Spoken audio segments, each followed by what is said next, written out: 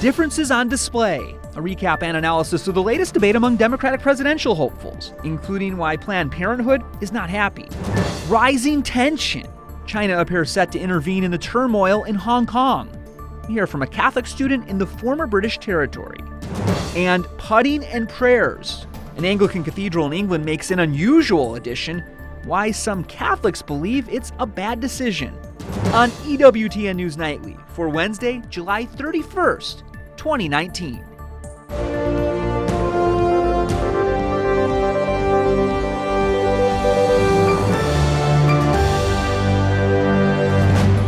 Good evening from Washington, D.C., and thanks for joining us for news from a Catholic perspective. I'm Jason Calvi. Democrats debate why they deserve the White House in 2020. Some Democrats last night attacked a key proposal of leading liberals. And tonight, a second wave of Democrats debate in Detroit. White House correspondent Mark Irons tells us more. Mark? Jason, the president saw last night's debate, and he'll keep an eye on what happens tonight. But he predicts the country will head into an economic sinkhole if any of his opponents become president. Last night we saw Democrats take their own jabs at President Trump, but what stood out was the infighting on stage. Democratic divide. The debate in Detroit became a clash between more moderate underdogs. I think Democrats win when we run on real solutions, not impossible promises. And a couple frontrunners. We need a mass political movement. Side by side, Senators Bernie Sanders and Elizabeth Warren defending their own progressive proposals, including Medicare for All, a major expansion of government-issued health insurance. Healthcare is a human right, not a privilege. I believe that. I will fight for that. This notion that you're going to take private insurance away from 180 million Americans, you might as well FedEx the election to Donald Trump. We are the Democrats. We are not about trying to take away health care from anyone. Making his first debate stage appearance, Montana Governor Steve Bullock tried to separate himself from the pack. It used to be just Republicans wanted to repeal and replace. Now many Democrats do as well. But like the rest of the Democratic presidential field, holding a view opposed to Catholic Church teaching, he supports abortion. Look, I'm a pro-choice, pro-union, populist Democrat. And all candidates sharing their concerns with President Trump and his policies. I don't think presidents of the United States meet with dictators. We need to talk about the fact that the United States has sacrificed our moral leadership. Comprehensive immigration reform and confronting the challenge of climate before it is too late. A few days removed from the fatal shootings in Gilroy, California, these Democrats offered their solutions to gun violence. I will make sure that we get universal background checks passed. That's something the U.S. Conference of Catholic Bishops has supported. Before Tuesday night's debate, Bishop Frank DeWayne released a statement saying, "As Americans, we must be honest with ourselves that we have a sickness, almost a plague, with the problem of gun violence." High school is hard enough without having to worry about whether you're going to get shot. Today, Vice President Mike Pence criticized the candidates. Before the night was over, all the leading Democrats argued for decriminalizing illegal immigration, the Green New Deal, gun control, and abortion. And tonight, the Democrat President Trump believes will ultimately win the nomination. Former Vice President Joe Biden will be on that debate stage in Detroit, joined by 9 other candidates. Biden is leading the field in most polls. Jason. And let's talk about the debate with Christopher Bedford, editor-in-chief of the Daily Caller. He's also the author of The Art of the Donald. Chris, thanks for coming back. Thanks for having me. So we saw these debates. This is the second series of debates. What stood out for you last night? I thought it was going to be 2 hours, and it ended up being 3 hours. I think America may have been dozing, but last night was a bit more of a bloodfest than the previous debates. Kamala Harris differentiated herself in the first debate by coming out more viciously than anyone expected. Most of those folks were trying to paint a very positive picture. And last night's debate, people went at each other like their lives depended on it, or at least their presidential aspirations, which for many of them it did.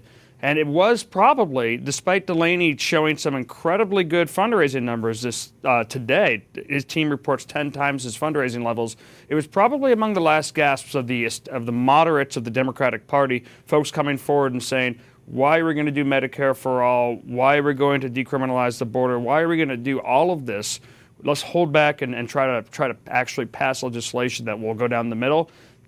I'll be surprised to see them in the next debate. Really? I mean, this is one of the big issues that we saw last night on the stage, was this issue of how far left is too far left. Is there an answer to that question from last night's debate? Well, I think the answer to that will come in November of next year for sure. Because if the way that they're pushing this far left is not going to play well, I don't think, in the general election and with winning back Trump supporters, and President Trump is going to be, a lot of Trump's supporters left the Democratic Party. They felt abandoned.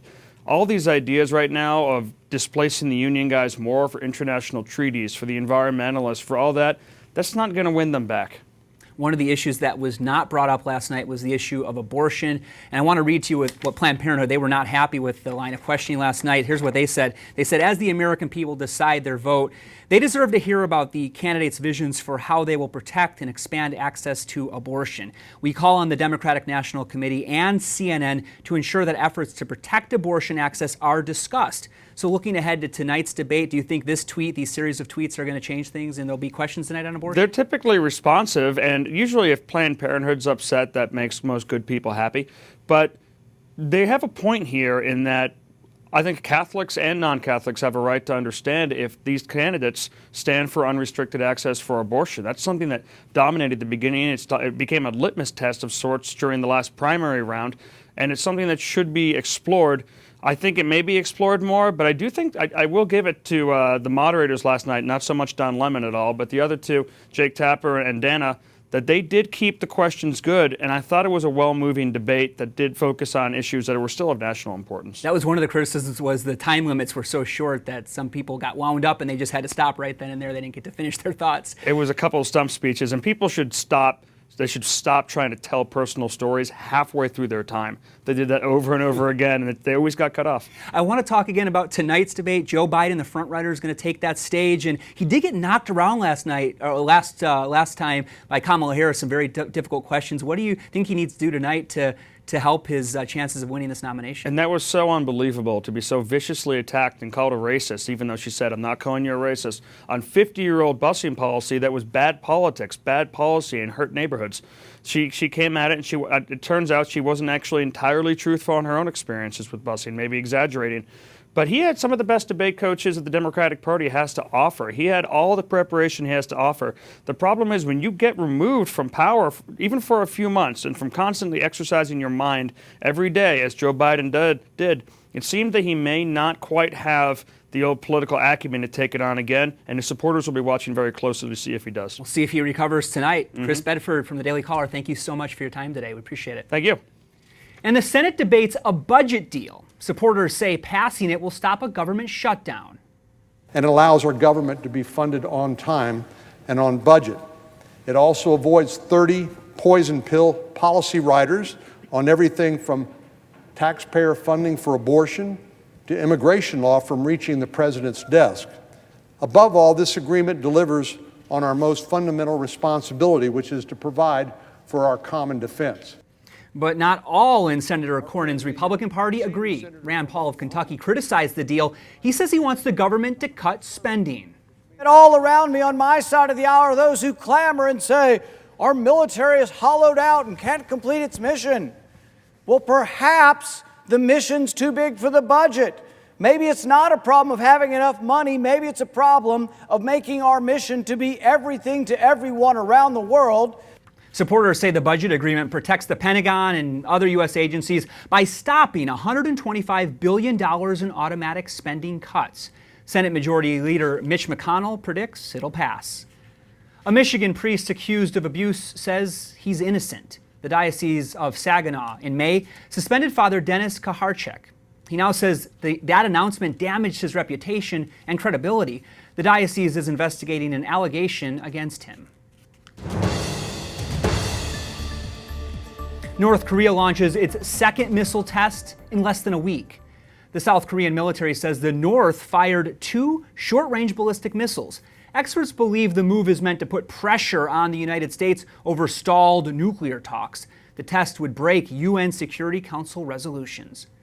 Iran's foreign minister accuses the U.S. Secretary of State of hypocrisy.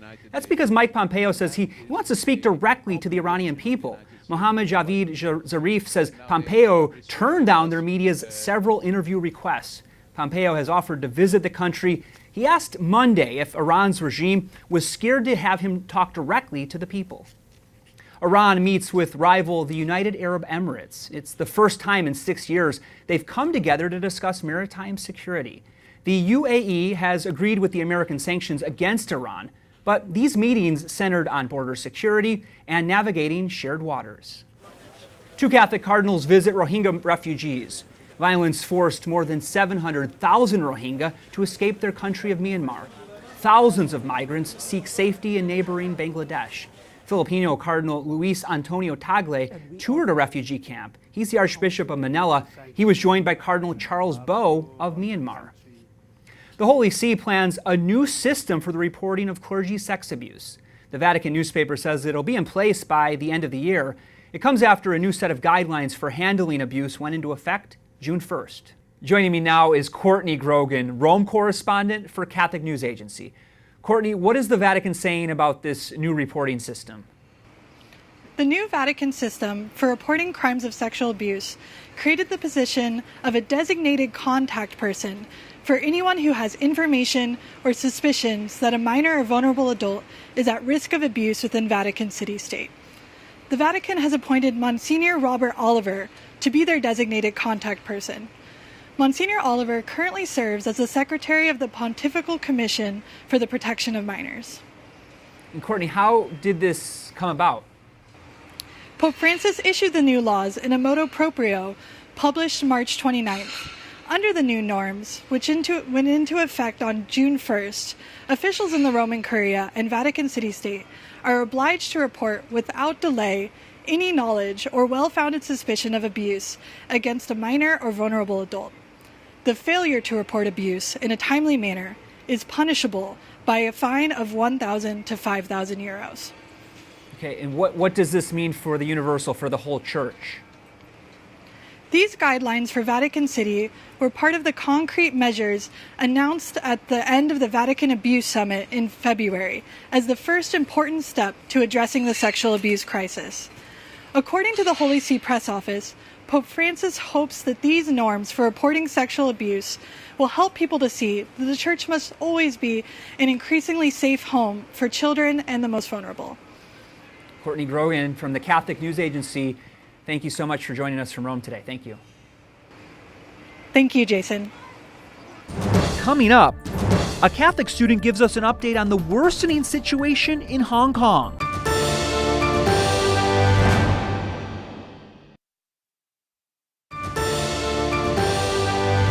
Hong Kong police accuse 20 protesters of rioting. That's the most serious charge brought since protests last month erupted. Police accuse them of blocking roads and attacking officers. The protest started last month against a bill. It would allow sending people to China to face trial.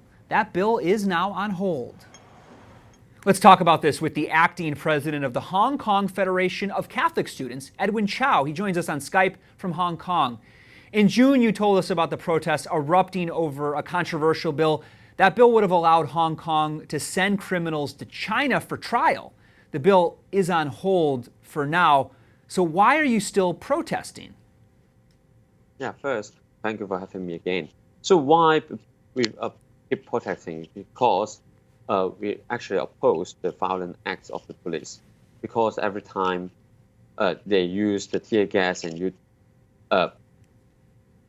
extra violence to treat the protesters. They attack the protesters. So this is why we are still protesting. And the second reason is because even today, no government officials are responsible for the faults they have made for the bill, and no one is stepped down. That's why people keep protesting. Nobody stepped down who sponsored this bill, and so you're still protesting. Are these protests actually changing things, though? Yes, I think this protest is changing things because you can see that the protesters, they have upgraded their action and the protests are no more remain in a peaceful way. Sometimes there may be some violence and some conflict between the police and the protesters because the people they want to affect the government. Yeah. So if the peaceful way cannot work, so they want to try some more violent ways. Yeah. What role has the church in Hong Kong played in this whole debate? In this whole debate, I think the Hong Kong church actually every time in the protest they opened their church, opened the parish for the protesters to stay, to rest, take some rest, and the church have organized many mass and many prayer meetings to try to pray for Hong Kong. Yeah, so this is what the church are doing, and the church is still finding some other ways to help to make the situation better. And yes. And we can join, our global audience can also join in those prayers as well. What are the students doing, your student group, the student Catholic group that you're part of? Yeah, so what the Federation of Catholic Students in Hong Kong are doing, we are also opening our center. We are giving support to the protesters, and we are encourage our students to pray for Hong Kong and join more protests. I think, and in the future, we will still organize some of the mass and prayer meetings. Mass is very, very powerful, the most powerful prayer. Edwin Chow, acting president of the Hong Kong Federation of Catholic Students. Thanks so much. Thank you. Up next, an Anglican cathedral's unusual use of its interior draws criticism from Catholics.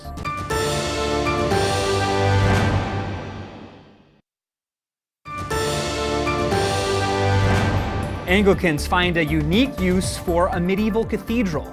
Some Catholics are not happy. Rochester Cathedral, about 30 miles southeast of London, installed a putt-putt mini golf course in its central nave. It features 9 holes designed like bridges, and it's meant to teach kids about engineering. But one Catholic commentator calls the golf course an act of desecration that makes Christianity look ridiculous. Let's talk about this with Edward Condon, D.C. Bureau Chief for the Catholic News Agency. Thanks so much for being with us. Pleasure. So you lived in England. Can you tell us about this Rochester Cathedral? Well, Rochester Cathedral is one of the oldest buildings in the country. It was construction on it began in 604, so we're talking about a building that's more than 1,400 years old. Rochester's the second oldest diocese in England, second only to Canterbury, and of course it was famously the diocesan see of St. John Fisher. So to see something like a mini golf course put in the nave has jangled a lot of nerves. So it's owned by the Anglicans right now, or the Anglicans use this, but it has Catholic ties? What are those That's ties? right. Like every historical church and cathedral in the UK, it was originally built by the Catholic Church, and it was a functioning Catholic cathedral for many years. In fact, it was formerly known as the Cathedral Church of Christ and the Blessed Virgin Mary. But along with many other buildings in the UK, turned over to Anglican hands following the Reformation.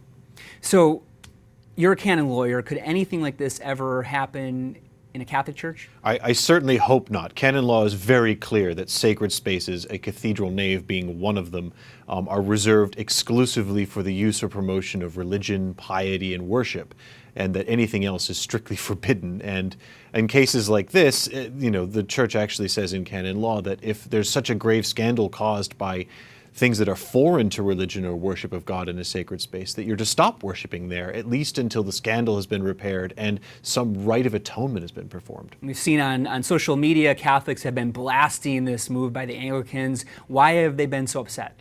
Well, I think not just Catholics, but a lot of Anglicans too are very, very upset. This is part of the fabric of the Christian heritage of not just the UK, but Europe. And it's being turned into literally a tourist attraction for the day. It's been trivialized in a way that I think anyone of sincere religious conviction who believes that a cathedral is a place dedicated to God for the worship and prayer of the faithful, this is something which is just unacceptable. I do want to present the other side of this. I know one man said he liked it because it brought him and his wife into the cathedral and they hadn't been inside in a long time. Other people are saying people from the cathedral saying they're trying to get non-religious people into the cathedral. So what do you make of these points? Well, I would say that that's really a category error, that there's nothing magic about going into a cathedral if you're not a religious person, if you're not a Christian, if you don't believe that God is in the building. It clearly means nothing to you to go in there, and you're happy to treat it as a novelty golf course. That people are not going to be converted by playing mini golf in the nave of a cathedral. What is going to matter is if they come into the cathedral and they are directed as the architects of these great buildings intended, with their focus directed up towards the heaven, towards God, towards the altar. That's why the great cathedral architecture of the old world speaks so heavily to people. But if you slap a mini golf course in the middle of it, that's what they're looking at. And you lived in England for many years? 25 years. 25 years. What is the situation of the faith, the Catholic faith, and the faith in general in England right now? Well, I think it's very similar, although a little more advanced, to a lot of places in Europe right now, which is that that really the cradle of Christianity, the cradle of what we used to call Christendom, is picking over its own ruins. I think it's very, very sad to see places like Rochester Cathedral being turned into tourist attractions. I think it says a lot about a country that has a great and powerful Christian heritage and witness from its own past that it doesn't really understand how to value anymore. There's a lot here that we need to pray for, so thank you so much. Ed Condon, D.C. Bureau Chief for the Catholic News Agency, thank you so much for your time. My pleasure. We thank you for watching tonight. We'll be back tomorrow with more news from a Catholic perspective. I'm Jason Calvi, and for the entire EWTN News Nightly team, good night and God bless.